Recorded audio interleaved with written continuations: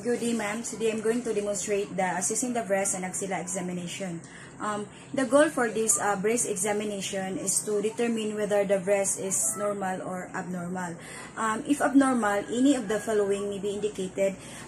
It's a surgical consultation, re-examination of the menstrual at different time of the menstrual cycle, and also the mammograms and ultrasound.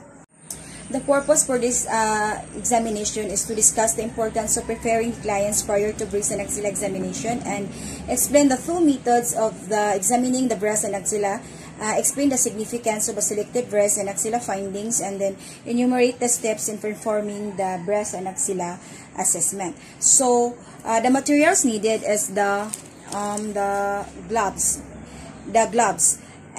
Assemble all the necessary equipment and supplies in order for the nurse to have an easy for access all equipments and supplies needed for the procedure, and also to save time and effort and promote effective care towards our clients. So gloves if needed for any discharges.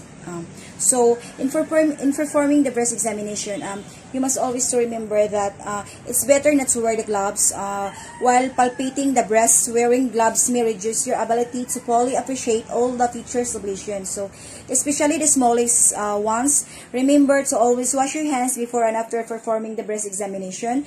And the worst moment to perform a breast exam is right before the beginning of the menstruation, when the most common venous lesions are more painful and bigger, making it difficult to differentiate between them and a malignant masses. So it is important to educate the patients to distinguish between normal and abnormal findings for self-examination. So first, you must explain the procedure to the patient.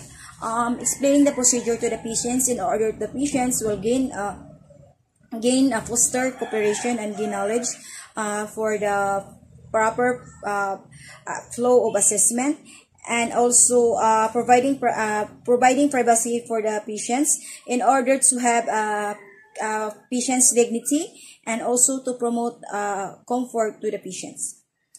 And then do the hand washing in order for you to prevent the spread of the microorganism, and always remember to do hand washing before and after the breast examination. So this is my patient.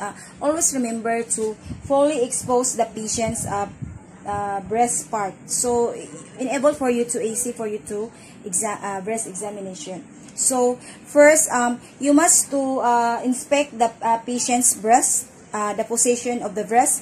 The assessment for this, it must be the symmetrical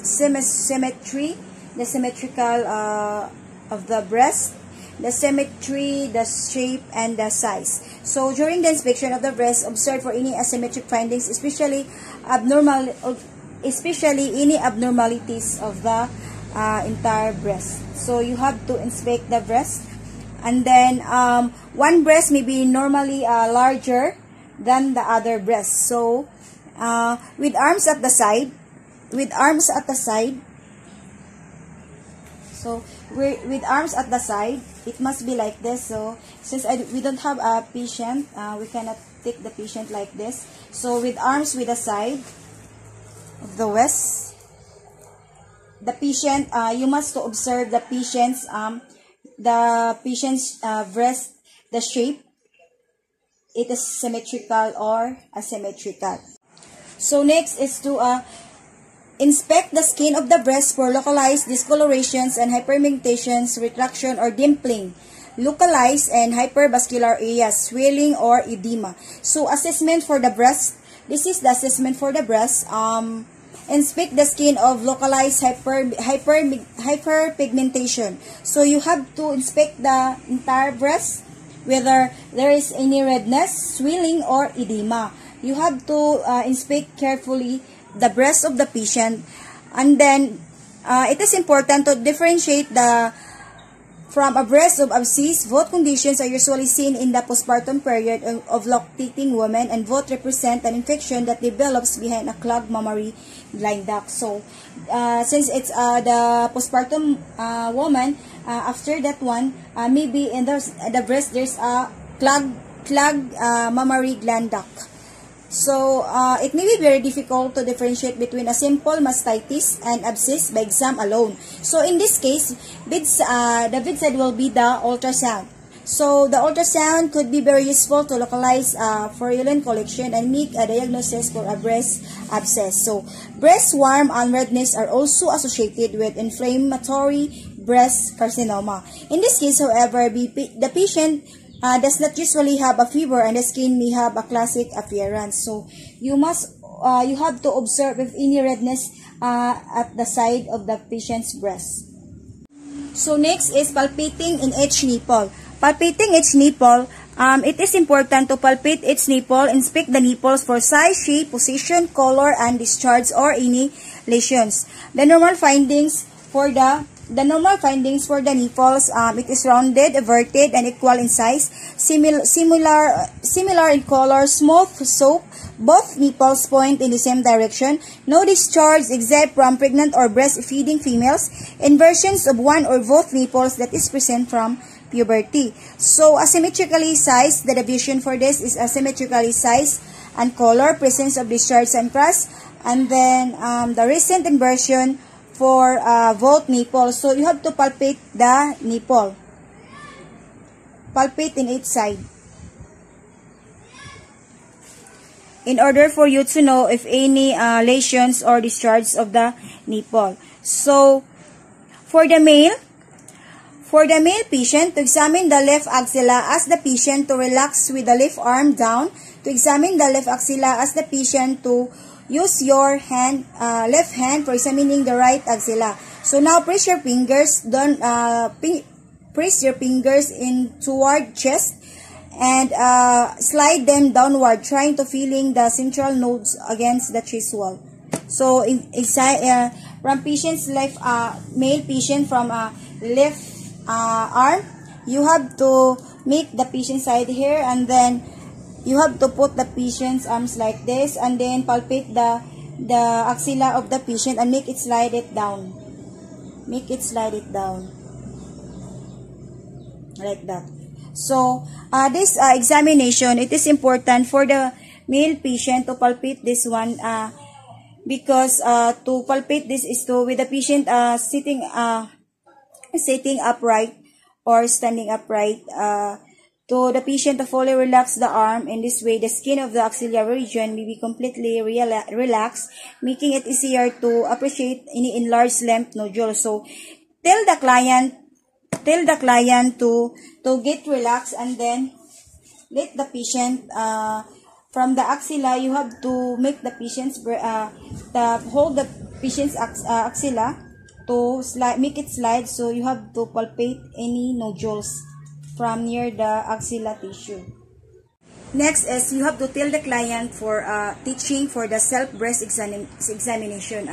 You must to be aware that you have to have a self-breast examination when you're not in a menstruation, or otherwise another time after the menstruation for the best result of the breast examination. So you have to stand in front of the mirror. Teach the client to stand in front of the mirror, and then with the exposure of the breast, and then you have to examine whether your breast is in the same color, the same size, the same shape and position. And then you have to put your arms, raise your arms, and then you have to observe and identify whether there is any asymmetrical of your breast, and then make it down also to make it asymmetrical and the same shape. For you can see also whether your breast is in asymmetrical position. Next, when you're in lying position, to check and palpate any nodes of your breast, you have to put your hand like this, and then palpate with your second, third to fourth finger around your breast, and the other one the opposite side. You have to check it every morning when you wake up. So at the same mother, you can also check your breast examination while standing. Also make raise your hands raise your hands, and then from your second, third to fourth finger palpate in its lymph nodes to determine whether there is any masses or nodes. And where opposite.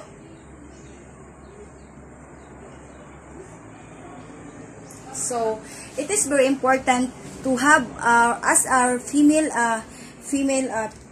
as a female, we have to very concern to our breast, because it's very important, especially to us, the lactating mom.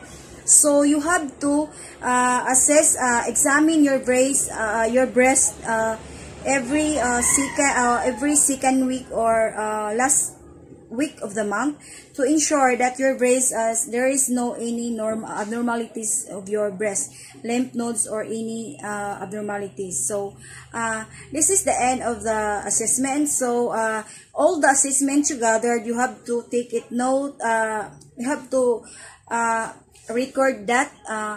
Next, to have documentation. The documentation is very important to ensure the accurate result of the assessment, and also for the nurse, easy for nursing proper nursing interventions. That's all, ma'am. Thank you.